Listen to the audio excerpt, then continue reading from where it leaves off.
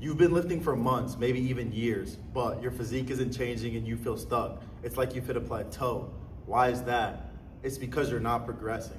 And that's why in today's video, I'm gonna teach you guys about progressive overload. Progressive overload is a core concept, something that I've been doing for years, something that I always try to incorporate in my training plans and also incorporate into my clients' training plans as well. Basically what this concept is something about your workout routine, something about your training plan is always making you better. Breaking down the mechanics of this, it can be your reps are increasing, your weight is increasing, maybe the number of sets you're increasing, or maybe your rest time is decreasing. All of these things have the impact of increasing your intensity. So if you start at 10 pounds and you add 5, that made the workout harder because now it's heavier. You have to put in more effort to lift the weight. Or if you were doing 5 reps and now you're doing 6 reps, you had to do an extra rep. So now it's more intensity on that rep. Or if you were resting for 1 minute and now you're only resting for 30 seconds, now it's more intense because you have less times for your muscles to cool down. So that's the mechanisms of progressive overload. And I feel like a lot of lifters know this, right? Especially if you've been working out for a couple months or a couple years, right? You should know about progressive overload. If you don't, I'm so glad you clicked on this video. So I'm gonna break it down even more in depth. Some common mistakes that guys make when they're trying to do progressive overload is they let their form deteriorate and they let their ego take over. That should not be coming into play when you're trying to actually make progress. You should be going on a structure that allows you to make progress. And if you yourself are having issues with that progress, then something needs to be adjusted, whether that's your diet or your training plan or your recovery. But you shouldn't be ego lifting in the gym. Say if you're trying to increase your bench press 5 pounds per week, on the 5th week, you increase it, but your reps start to suck. It's like you're not having good form. You shouldn't be increasing the weight. You should increase something else. So for a solid example of this, let's talk about bench press on an 8-week plan. If we're mainly focusing on bench press, say we're starting off at a 225 bench press and we want to get up to 275 pounds, right?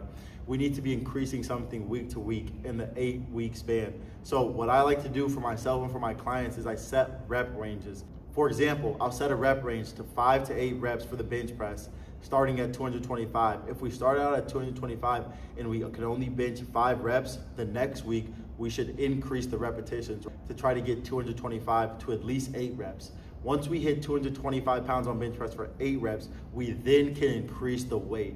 So say we've increased the weight to 235 pounds, now we're back to only hitting 5 reps. Again, wait till we get to the top of the rep range, hit 235 pounds at 8 reps, and then we increase the weight again. Now we're at 245 pounds, we hit only 5 reps. We wait till we hit 245 pounds for 8 reps, and then we then again increase the weight. Now we're up to 255 pounds at 5 reps. Once we can hit 255 pounds for 8 reps, then increase the weight again. So you see, something is always progressing. And you don't have to only progress with weight or reps, right? You can also progress with the number of sets you're doing, or you can progress by lowering the rest time that you're giving yourself. Because when you give your muscles less time to rest, that increases the intensity of your workout, if that's the plan you're training for, if you're training for hypertrophy or something like that. There's one key thing that separates everybody who's doing progressive overload. It's the people that are tracking and the people that are not tracking.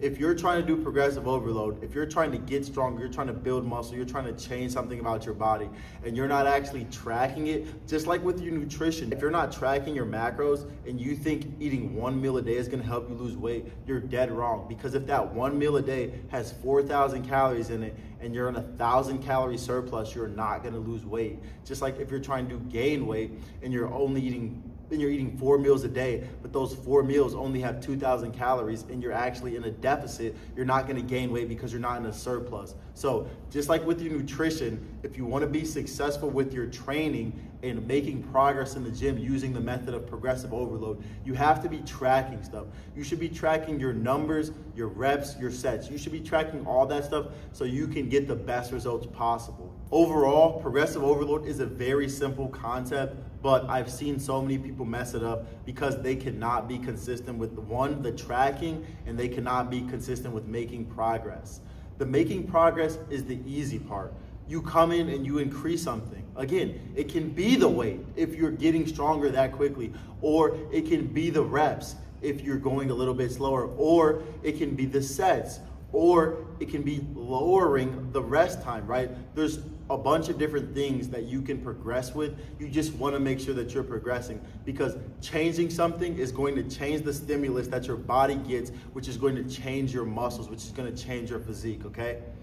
Very simply put, overall, I love progressive overload as a concept. I think more people should use it, and I think the people that do use it need to better understand it, because it's literally the way that I went from being a 160-pound kid to being a 220-pound grown man.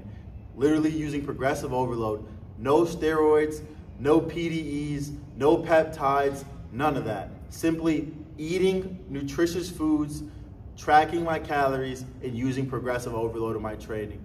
That is what took me from a bad physique to a great physique, from a mid physique to a good physique. So if you're trying to build a better physique, you're trying to build muscle, you're trying to build confidence, you should be using progressive overload, because when you increase something in your workout, whether that's weight or reps, you feel like you're getting stronger. It sends a good stimulus to your brain that, hey, this guy's progressing with something. This guy's getting better. So that's why I think if you're trying to make gains in the gym, you should be using progressive overload. One of the best concepts, one of the best techniques out there in my opinion. And if you enjoyed this video and took some value from it, make sure to hit the like button, subscribe, and comment, just so I can know that you guys are enjoying this type of content, so I can keep on putting it out. Peace.